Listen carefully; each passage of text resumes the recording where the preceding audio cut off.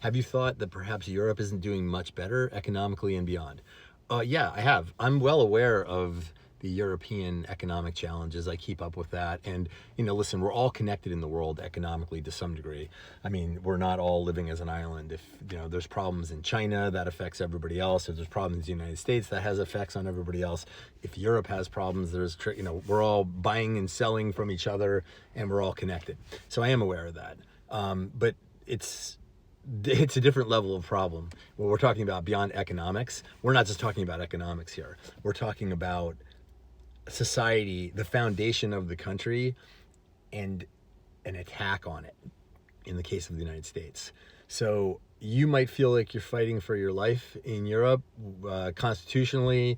I don't know, depending on what country you're in and what your challenges are. And I'm not belittling those because I have followed elections and, for example, movements to the extreme right in multiple countries. I'm aware of all that. Are your citizens being knocked down and bagged in the street? Your citizens, not your immigrants. Are they being taken off to secret camps and prisons and things like that? In some cases, flown out of the country.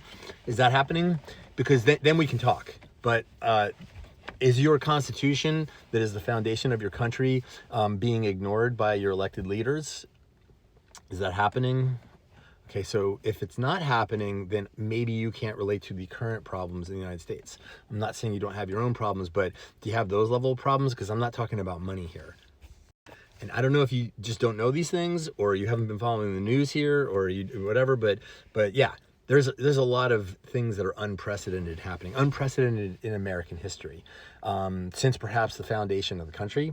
That level of things, and many Americans are afraid for our very existence as a country in the state that we've known it. So that's what we're talking about here. Not that money's tight.